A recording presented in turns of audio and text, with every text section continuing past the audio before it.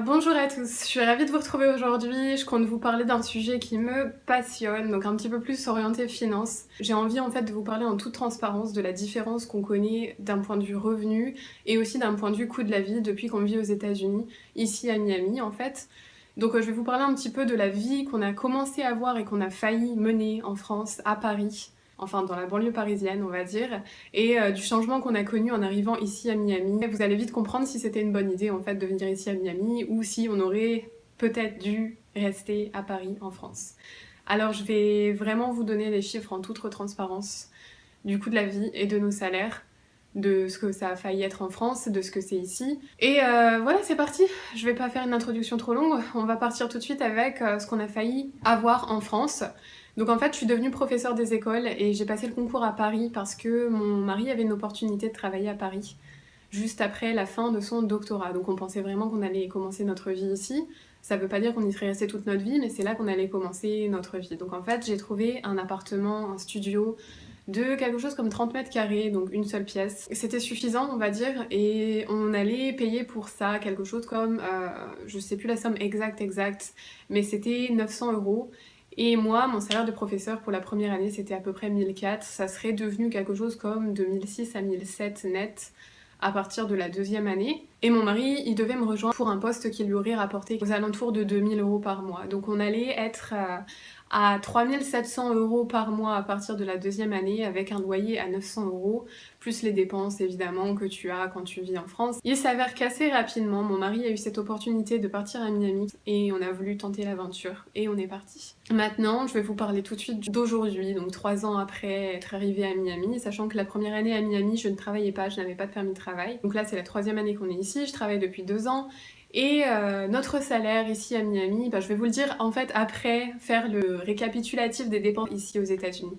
Donc les dépenses obligatoires aux États-Unis, c'est déjà le loyer. Donc à Miami, on savait que en gros pour un appartement et une chambre, il faut compter 1500 par mois. On paye très exactement 1560 pour un appartement avec une seule chambre, mais qui fait quelque chose comme 80 mètres carrés. Et on a même un dressing par exemple, donc les surfaces sont quand même bien plus grandes. Avec piscine, c'est une communauté, avec parking, on a 2 places de parking. C'est vraiment juste un confort plus grand en fait. Tu sais que t'es à Miami, c'est une ville, c'est pas le loyer le plus donné du monde. Il y a des endroits aux États-Unis où c'est bien moins cher. C'est pas le même genre de ville non plus. Franchement, pour le loyer, vu ce qu'on a pour ce prix-là, on est quand même assez satisfait. Après, le loyer, je peux vous parler des factures qui ne sont évidemment pas comprises dans le loyer. Donc, pour l'électricité FPL, c'est 50 $ par mois environ. Donc parfois un peu moins et en moyenne 50 $ par mois. Faut savoir qu'ici on n'a pas de radiateur du tout, on ne chauffe jamais. On a besoin de la clim par contre toute l'année parce que même au mois de décembre tu peux avoir des températures comme 30 degrés et il y a beaucoup d'humidité, donc c'est vrai que sans la clim c'est pas très vivable, d'où les factures d'électricité un petit peu gonflées on va dire. Par contre pour l'eau on en a pour 15 $ par mois, c'est vraiment abordable. Après évidemment dépenses obligatoires, je vais compter ici internet et le forfait téléphone. Donc ici tu choisis pas ton opérateur internet. En fait selon l'endroit où tu vis, tu n'as pas le choix, tu dois aller chez tel ou tel opérateur. Donc nous on est allé chez AT&T. Et pour le forfait internet, c'est pareil, tu n'as pas le débit le plus élevé selon l'endroit où tu vis, tu choisis le débit selon le prix que tu veux mettre. Donc nous, on en a pour 70 d'internet par mois et 70 aussi pour nos 2 forfaits téléphone, en prenant bien sûr pas le plus cher là, donc les forfaits internet et téléphone sont plus chers aux États-Unis qu'en France quand on compare à ce qu'on payait avec Free par exemple. En France, c'est évidemment un peu plus cher. On a décidé de ne pas payer pour la télé, qui est à 50 par mois la première année, et ensuite ça monte à quelque chose comme 100 par mois. 100 $ par mois pour la télé, alors qu'on n'a pas vraiment le temps de regarder plus que ça la télé. Et d'autant que la télé ici, je le précise, il y a des publicités toutes les 5 minutes, donc c'est pas quelque chose que tu veux, non. Payer autant pour être la cible marketing préférée des États-Unis, non merci. Donc à la place, on a pris Disney Plus et Netflix. Donc Netflix, on paye quelque chose comme 13 $. Disney Plus c'est 8, donc on va arrondir à 20 pour quand même un petit peu de loisirs télé pour les soirées où on ne sait pas trop quoi faire. Et j'aime bien quand même de temps en temps avoir mes moments chill dans le canapé avec une série que j'aime bien. Je suis pas trop abonnement, hein, c'est vraiment des petites sommes qui s'en vont tous les mois, tu fais pas trop attention et au final tu perds beaucoup. Donc j'ai vraiment limité mes abonnements ici aux États-Unis, donc Disney et Netflix c'est vraiment les seules choses qu'on a en extra. Donc autres dépenses obligatoires. L'assurance voiture, 100 $ par mois, on a commencé à 170 par mois. Les assurances voitures sont chères à Miami parce qu'il y a beaucoup d'accidents et que c'est réputé être une ville de très mauvais conducteurs. Donc malgré qu'on ait une Nissan Altima de 2005, donc quelque chose d'assez vieux, et qu'on ait pris une assurance très très basique, on en a quand même encore là aujourd'hui avec 3 ans de dossier avec l'assurance pour 100 $ par mois, ce qui est quand même bien plus correct que ce que beaucoup de personnes payent. Certaines personnes payent plus de 300 par mois pour leur voiture, surtout si c'est, admettons, une Jaguar. Pour ce qui est de l'essence, disons qu'on va faire à peu près 2-3 pleins, le réservoir est très grand par mois, et un plein dans notre voiture c'est à peu près 30 $. Mais il faut savoir que le prix de l'essence aux États-Unis c'est vraiment moins cher que ce que tu vas payer en France, et pour ça on est reconnaissant parce que les distances sont grandes ici et la voiture c'est quand même quelque chose d'indispensable. On n'a aucun crédit voiture, chose comme ça, parce qu'on a acheté une voiture assez vieille qui nous a coûté 2500 $. L'assurance santé, donc pour nous elle est obligatoire parce qu'on est sous visa, et j'ai envie de dire que de toute façon il faut considérer ça comme obligatoire parce que si un jour tu dois aller aux urgences et que t'as pas d'assurance santé, ou même le médecin généraliste, donc médecin généraliste, ça peut vite te revenir à 300 sans assurance quand tu vas payer seulement 30 quand tu es assuré. Donc il faut voir ça comme quelque chose d'essentiel aux États-Unis, même si tu as le choix de la payer ou non, il faut la payer. La santé c'est important, on le dira jamais assez.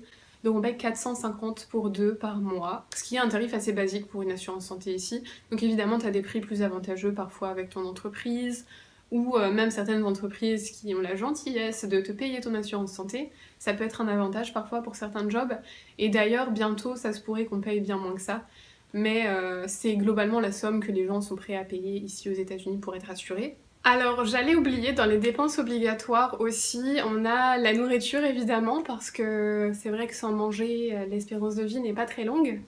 Alors la nourriture, on fait nos courses principalement à Walmart. Alors je sais que Walmart c'est assez mal vu par beaucoup de gens, mais en fait après avoir comparé et avoir fait différents supermarchés, comme par exemple Target, Winn-Dixie, tout ça, on voit que les mêmes produits, les mêmes marques en fait sont souvent disponibles dans toutes les différentes chaînes, mais pour plus cher quand c'est pas Walmart. Et j'ai l'impression que c'est dû aussi au service. Tu as un meilleur service quand tu vas dans d'autres chaînes que Walmart, c'est-à-dire des rayons plus organisés, mieux rangés, plus de caisses ouvertes au même moment, donc moins d'attente, voire même parfois l'employé qui t'emmène les courses jusqu'à ton coffre de ta voiture, ce qui n'est pas le cas à Walmart. Donc j'ai l'impression que tu as un peu plus de service et que tu payes vraiment plus cher pour ça, malgré que ce soit moins cher de tout ce qu'on ait pu trouver. On en a quand même pour à peu près 400 $ par mois de nourriture pour nous deux, ce qui est plus cher en fait que ce qu'on avait l'habitude de payer en France pour nos courses. Le truc c'est qu'on est aux États-Unis, on travaille beaucoup, et donc si tu vis aux États-Unis c'est obligé, il y a certains moments tu vas devoir manger à l'extérieur. Je vais quand même compter là grossièrement 100 $ par mois pour quelques repas à l'extérieur, que ce soit restaurant ou fast-food, pour les jours où vraiment on rentre tard, il y a vraiment le courage de rien. Du coup, je vais porter les dépenses nourriture à peu près 500 $ par mois. Donc après avoir fait le bilan de toutes ces dépenses, je n'ai même pas calculé combien ça faisait au total, là tout de suite je ne sais pas. Je vais vous mettre le total dans un coin quelque part sur l'écran, donc les dépenses obligatoires en vivant à Miami, sachant qu'on est très économe et que le reste on essaie d'économiser au maximum pour, j'espère un jour, atteindre ce qu'on appelle l'indépendance financière, pouvoir, j'espère, envisager de partir à la retraite avant 60 ans, parce qu'il faut savoir qu'ici on doit aussi faire notre retraite. Et d'ailleurs, je reviendrai sur la retraite et je vous montrerai comment ça fonctionne. Vraiment, il faut pas se dire waouh, les salaires sont plus gros, ça doit permettre de vivre très bien. Il faut vraiment être aussi intelligent parce qu'il faut économiser pour beaucoup de choses. Il y a quand même l'assurance santé qu'il faut payer, la retraite qu'il faut se faire soi-même. Je vais pas laisser traîner ça plus longtemps.